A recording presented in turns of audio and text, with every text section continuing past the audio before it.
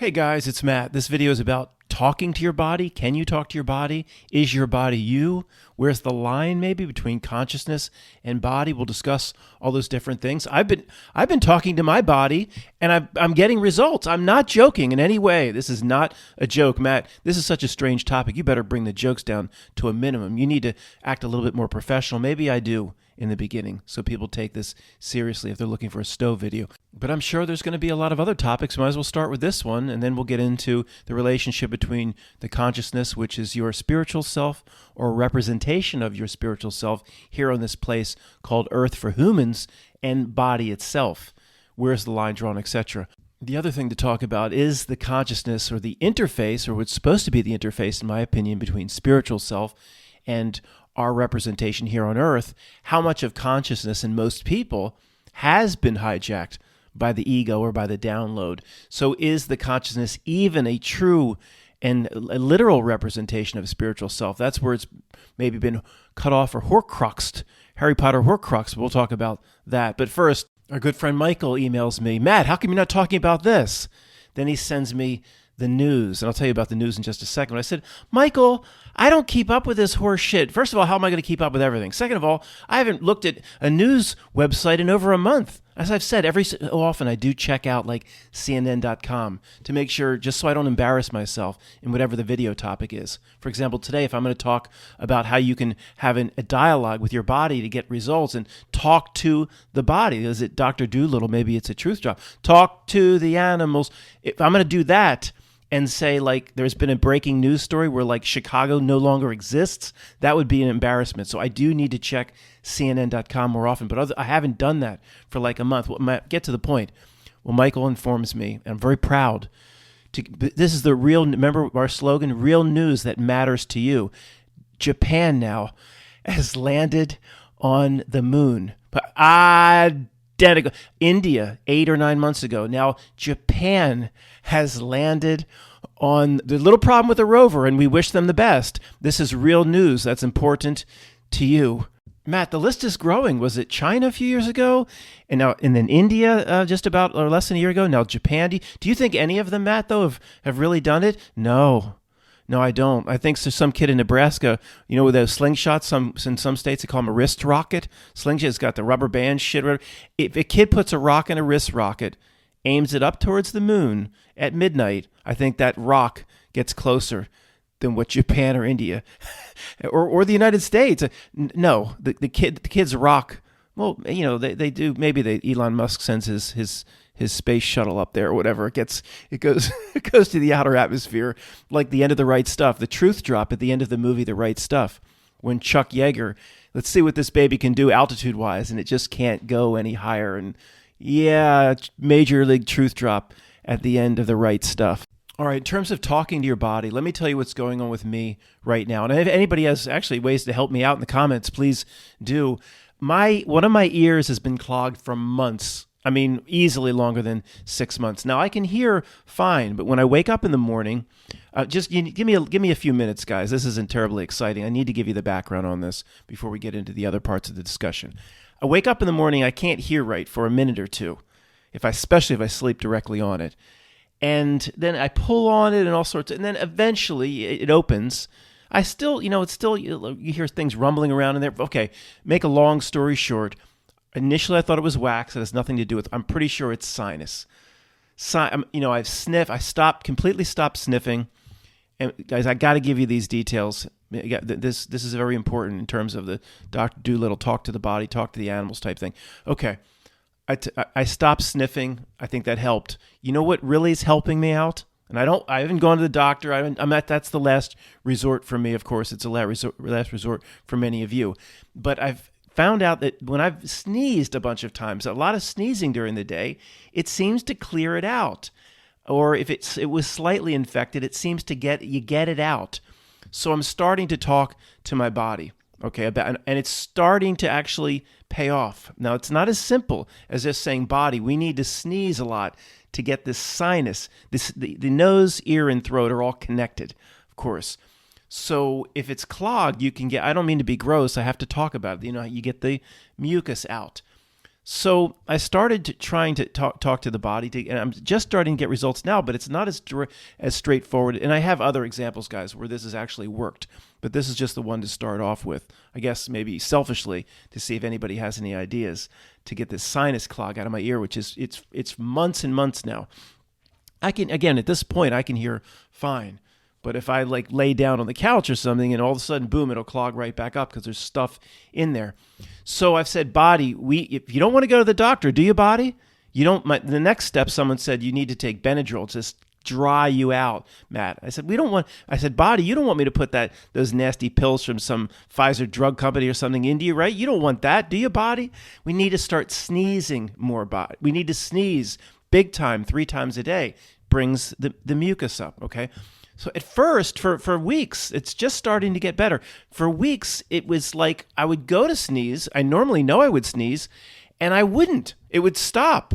It was almost like my body was misinterpreting what I was asking of it. It was strange. And again, this is going to take a little while to play out, guys. I hope this doesn't get boring. And I said, no, we need to sneeze. And then I would, I know when I'm going to sneeze. In the past, I would sneeze, and it would stop. I'm going, what is going on?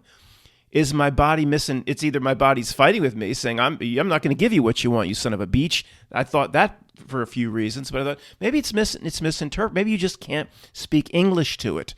We assume, body, here's what I need from you. There seems to be, there's other ways to communicate with it. Now, all this being said, I should have said this first. I'm of the clear belief that it's like driving a car or something. The body and our consciousness, the direct representation of spiritual self here, is not the same thing at all. I know many of you are of this opinion. Even the people around us, or even people you would call NPCs, sometimes do their own little truth drops. Where I think even one in the old book, A Reality Few Can See, I remember talking about my dad saying, no, I'm not going to go to the doctor for that. The body heals itself. Talking about it in a third person. Well, he doesn't even say my body usually. He says the body heals itself. That you can't get words more distant than that. The body, it's a separate thing from him.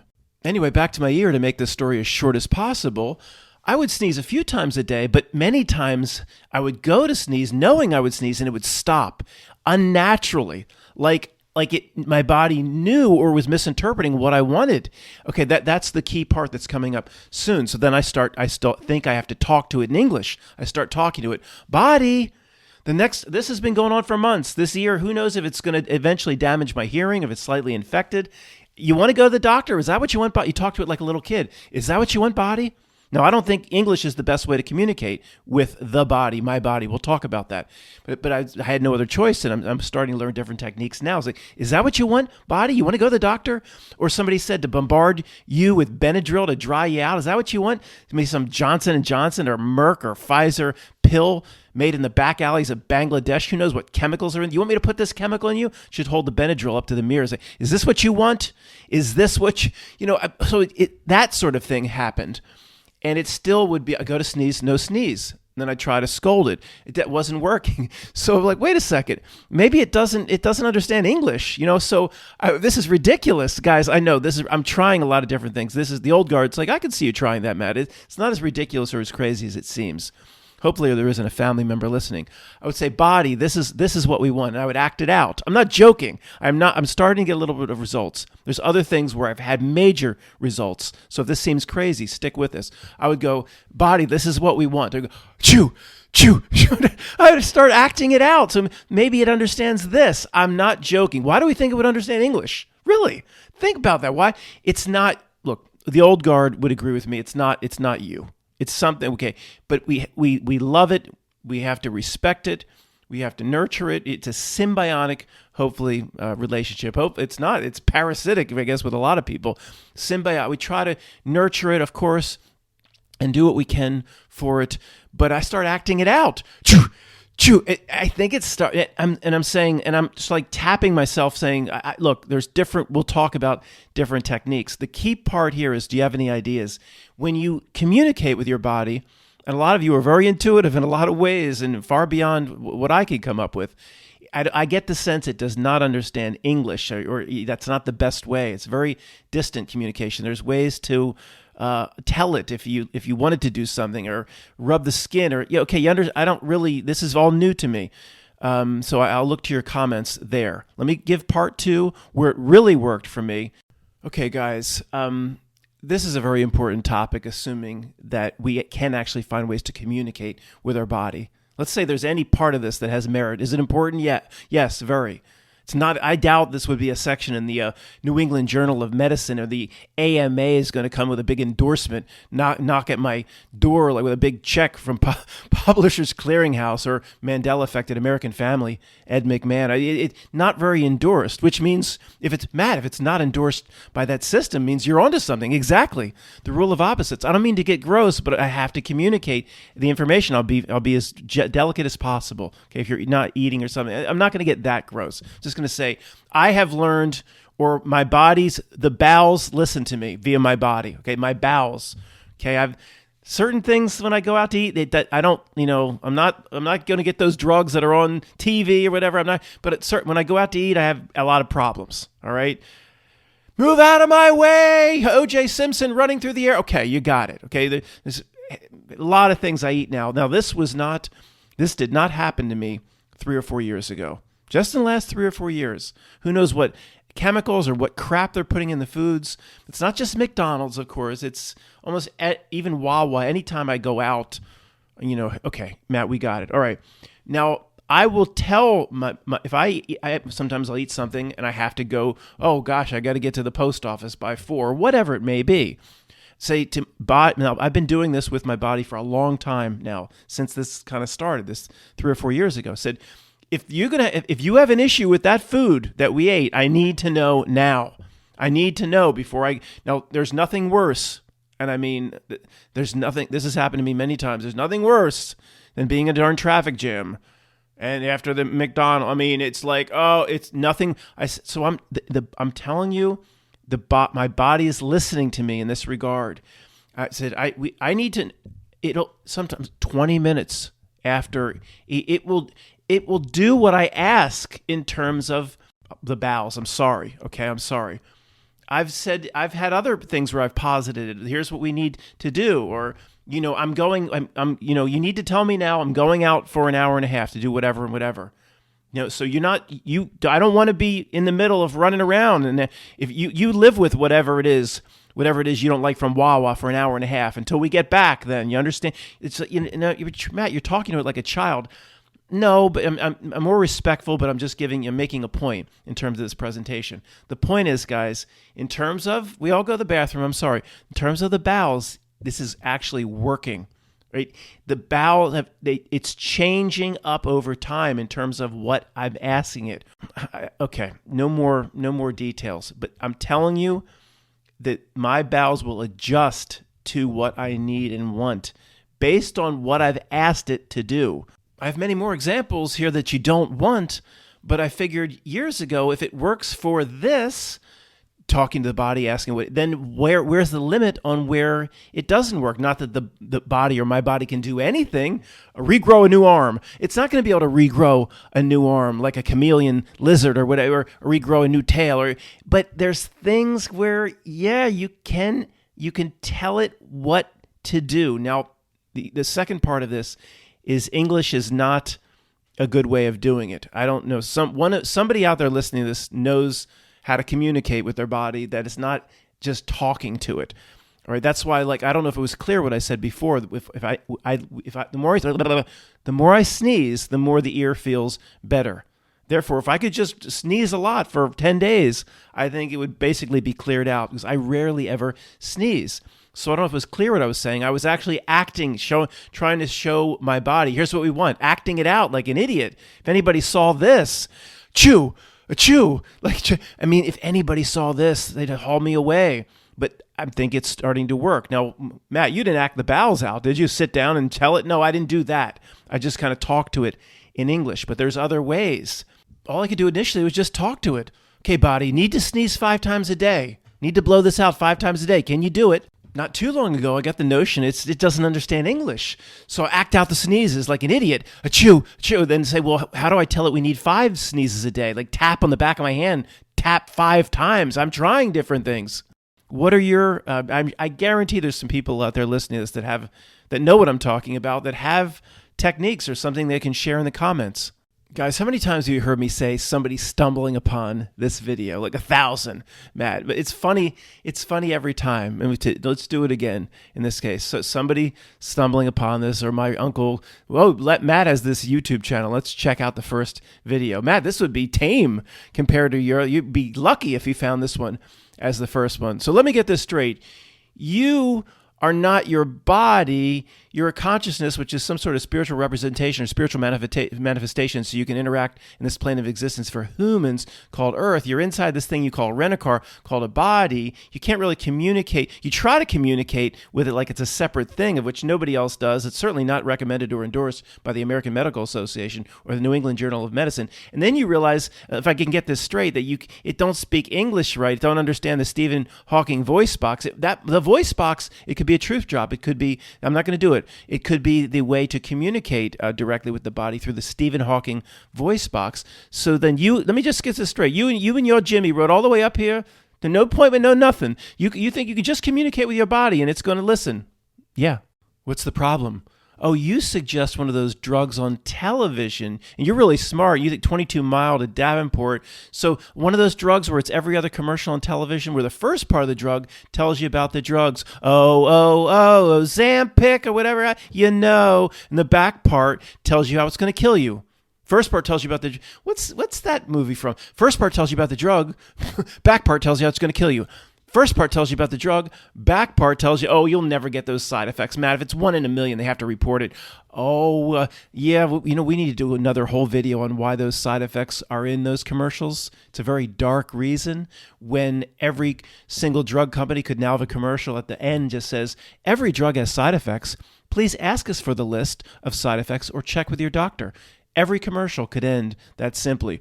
Side effects include this disgusting thing, that disgusting thing, this disgusting thing, that disgusting thing. Are you eating? Oh, if you're eating, there's more disgusting things. Oh, you're eating more. Some cancers have occurred. Every single drug side effect, lymphoma is possible. It seems like lymphoma is possible in every single drug. The condition known as gigantic penis has developed. Well, give me that. I don't even need it. I'll take it for the side effect. Matt, they have to have those in the commercials to avoid lawsuits. Don't you know that? It's a litigious nation. Oh boy, who said that? Stand up. Who said that? Who's the first grade truther that doesn't even belong in this one room Amish classroom to avoid lawsuits? Are you kidding me? That's assuming the whole system is real and it's not driven in one back room. Get out of class. Out. Get out. Go to the principal's office. We don't have a principal's office. And just go out and clear fields. Guys, I don't want to get into why those disgusting and horrible side effects are still in the year 2024 part of these commercials. It's a whole video in and of itself. I will do it in the next 2 weeks or so. It's very dark. Absolutely. Well, I don't want to get into it at all. But yes, I do have the answer. You got an answer? I've talked about this several times over the years. I don't even think it's part of the book. You're not going to make it another. I'm not going to make it another chapter. We'll discuss things like this in videos, but the book has to end. Then we have to get to the half page and get on. Well, we should be doing part 2 now. I guess in the last video, I had to tell you, or remind you again, where the son of a beach came from. Well, I'll tell you where you got answer came from. There's nothing original. There's nothing. I just adapt what happens to me in life to these videos. There's nothing original that possibly can come out of my mouth. I did seasonal work at the liquor store in Pennsylvania for 3 months in 2018. Some kid in his 20s came in reeking of pot, all screwed up, comes right up a little too close into my face. I'm working at the counter, checking people out. It was not a fun place to work. I did the seasonal, and I was like, I can't do this, and I left. He says, "You got brown liquor?" I said, "What?" I didn't know what he was saying. "You got brown liquor? You got brown liquor? What the hell are you talking about? We got all sorts of whiskeys that are brown." And I didn't know it was so bizarre. I didn't say that. We have all sorts of bourbons that are brown. I was like, dude, I don't know what the hell you're talking about. I didn't say that either, because this is not the dude was in a state. He's not the kind of guy you want to piss off. "You got brown liquor." I don't know what I said to him, but he slowly lurched away down an aisle or something, and I never saw him again, fortunately. So that being said, let's move on with our discussion where we relate spiritual self or timeless self to its interface here in this world through the brain, which is a conduit or like a walkie-talkie that connects spiritual self to what we call consciousness and the rent-a-car here in this realm called Earth, the body. First off, it seems that neuroscientists, is that what they're called? Neurological scientists, neuroscientists, pancake floppers, whatever, they still believe.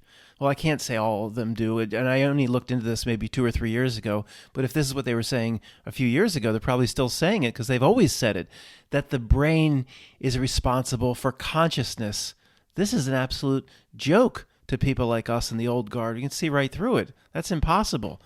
So this pile of mush here on the pile of cholesterol, that's why they try to give you statins. That cholesterol, that's necessary in terms of the interface between the conscious self, spiritual self, the brain, and the body. They try to give you the statins to kill all the pathways. Cholesterol is necessary for the body. They try to knock it down. They're telling Greg the numbers used to be, 200 LDL or 80. They tell him his numbers that were 10 years ago considered great or way high, and you need to take more drugs, sir.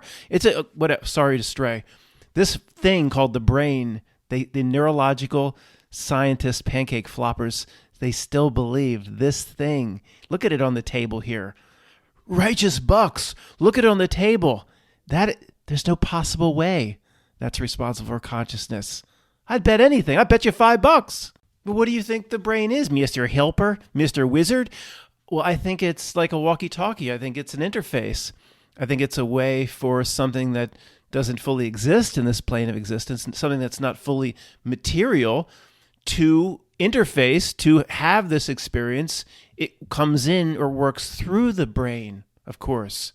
Consciousness is not derived from the brain as its root.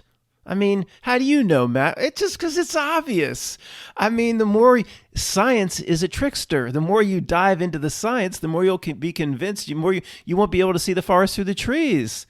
These neuroscientists trying to find the forest got their forehead smashed up against the bark. There ain't no forest. There's a forehead here. There ain't no forest. There ain't no forest here.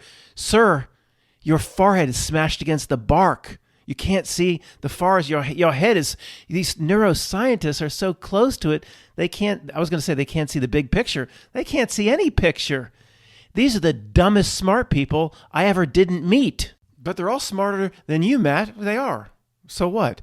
In terms of standardized tests and all the ways this matrix measures intelligence? Yeah, they can have all those metrics. You can have all those awards you want, sir. Not interested. But they have their experiments. They worship their Richard Feynmans. If it disagrees with experiment, it's wrong. They have 40 years of experimentation on the brain, Matt. What do you have other than a frayed sweatshirt and sitting behind a microphone? I'm looking at the thing that covers the mic. It's got food particles in it. It's probably, if I knock into it, it's probably very unhealthy, bacteria-laden. I do have one I can swap out, the cover, the little foam thing. This is disgusting. What do you have, Matt? I have inner knowing, inner tuning fork, a very honed intuition, and I've been far away from science and the trickster of the science, which gets people to believe in the ruse of this place. Rule number 1 in understanding this realm called Earth. Neuroscientists, if you're listening, take some notes, you dummies. As you get closer to it, move into its weeds, perform its experiments. Take your empirical data, whatever the word empirical means, and try to use that when you were in the weeds to form conclusions. And then you're going to get even closer to it, and you're going to look for smaller and smaller particles. What happens when you find the last particle? I don't know. Then you can't get your funding. But as you get into its weeds, its trick grows. Its ruse becomes more powerful. As you get closer to it, you start vibrating on its frequency, on its resonance. You start believing all of the data, empirical, whatever that means, that comes back through your dumb ass experiments. My advice to you, neuroscientists, to start drinking heavily like an Animal House? No. Take 2 weeks off. Forget everything you ever did in terms of research on the brain or understanding the brain's role in consciousness. In fact, do you have a shredder? Do you have somebody? You should be on vacation. Take 2 weeks off. Call somebody back at the office. Say, shred everything. shred your entire life's research, shred everything. You can't, it's a university research lab with sprinklers. You can't burn it. Shred, come back, do an ayahuasca trip, DMT, come back to your university research lab with a completely new perspective. That's horrible advice, because you know what would happen to these people if they did that? The not milk would sense it like an agent in the Matrix. They'd have a job for about 2 weeks. It's like Schwarzenegger in The Running Man trying to get through security. 2 weeks. They would have a job for that's bad advice. You need to provide for your family. Kid going to Yale, kid going to college. 2 kids at Yale, 1 at Princeton. Well, that's $450,000 a year. Forget what I said. Go back to your university research labs and just keep parroting out exactly what the Matrix wants. It would be interesting to discuss sometimes how many of these top scientists, and I always say at the university research labs or wherever it may be, Wheeler Labs presented in a Beautiful Mind, or the Rand, big pop-up from the Mac. Have you heard that? Ding, ding, ding, ding, ding. Groundhog Day tomorrow. Oh, great. We got to do our traditional Bill Murray, Andy McDowell movie tonight. Groundhog Day tomorrow. I can't wait to see if that's a truth drop of some kind. We're going to have to do a Groundhog Day video tomorrow. So I don't want these dumbass pop-ups. So that's pop-up came out. Kwanzaa tomorrow. I don't care. It's 2024. Isn't the Mac intelligent enough or sophisticated enough to sense I'm in the middle of a recording, Mac? It just went ding, ding, ding, ding, popped up in my face. I can't sense I'm in the middle of Matt, of course it can. You're the one of all people to talk about not milk distractions. Exactamundo. So what I was saying was, how many of these neuroscientists get a sense that the brain is not solely and ultimately responsible for consciousness, and there's other things, even other dimensions, or we call the spiritual realm, or a part of us that's not here, and how many then just completely squash those beliefs that pop up, knowing that it will get them nowhere, will get them fired, knowing that Agent Smith in some form or another will show up and say, it's time to retire, Jack. Or, some of you might be, it's like half and half. I hear some of you saying, Matt, these people are so on the frequency, so on the ship of fools, so on the download or radio station. No, they don't get little notions that consciousness is derived from a part of us that's somewhere else, or that's why they call it the temples. I mean, there's reasons for all of that, and somebody might be saying, or I can hear you saying, they don't get those notions, Matt, because they're smack in the middle of the Matrix, and those people just don't think that way. And others might say they might. But it's even without them consciously recognizing what's happening in their own brain, it gets stamped or squashed out, knowing that this line of researching the brain related to a consciousness that might not be local between the temples, just solely inside the skull, that will lead to the end of their job and the kids not being able to go to Princeton, and no more publishing and no more getting whacked off at cocktail parties, things like that. So I don't know. I would err, if I had to say just intuition, I would say these people are so involved in the Matrix, are so on the ship of fools, that no, they don't have intuitions from time to time as to how this reality really works. We're not always right, but we're so far away from it, our intuitions are often very close in terms of how things might work here. One could adapt the Tommy Boy 22 mile to Davenport skit to a neuroscientist, and for that matter, to an astrophysicist, to a cosmologist, to a cosmetologist that puts your makeup on. You could adapt the 22 mile to Davenport script. So just to do it we'll do it for the neuroscientists, not for the Stephen Hawking types. So you could do it for them too. So Mr. or Mrs. Neuroscientist from large university research. What? You don't like the pronoun? I'm sorry, Mr. or Miss Neuroscientist. You don't like that? What you want? They, them? What you want? P0. I'm not saying that stuff. So neuroscientist from large university research lab, you'd have to admit to me that you provision that sense. You get less than 1% of all the frequencies available in the universe, less than 1% of all the wavelengths available. Come on, go ahead, admit. They know, admit it. You get. So that's the main part of your experiment. You're getting less than 1%, and you can find Davenport on the map. Okay, so hearing. Okay, that you getting less than 1% of all the sound frequencies. You can't hear what no dog hears, right? And there's other things, many thousands and billions of things in the universe you can't hear. but then you're primarily working with just vision and a little bit. What other are you using your other senses in your university research lab experiments? Are you licking your papers, sir? That's taste. Are you going up to the gigantic telescope with the iron cap and licking the glass? That doesn't tell you about what's happening to pulsar out there in Vega. Licking don't help. That's taste. You get nothing through that. What other senses we got? We got smell. You can't sniff your scientific experiments, can you? Is it like a scratch and sniff from a Cosmo magazine to see if you're going to buy that perfume or not? No, you don't get shit there either. What do you got? Like touch. You can touch yourself while you look through the damn telescope. You can't just touch your experiments. Oh, your brain sits out on the table. Righteous Bucks from Fast Times. You can touch it. That don't tell you shit. You sitting up here making $600,000-$700,000 a year when we have 5 senses. 3 are useless in your experiments, sir. 2, you get less than 1%. So if you add up all the senses and all the things that you could use, 99.9999999 is not available to you in your experiments. You know what's available to you? 0.000001, and you're forming your conclusions off that. I take it back. You can't even find Davenport in the map. You call me names, conspiracy person or whatever, but because I use my inner knowing, intuition. So you so advanced because you got something I don't have. You got the 0.000001% of what the universe gives you, and you're assuming what it's giving you is real. So that's where you're going wrong, sir. You're assuming what you're getting is not part of the trick, when what you're getting certainly is most likely part of the trick. So in terms of understanding things, the best thing to do, sir, would be to never perform an experiment.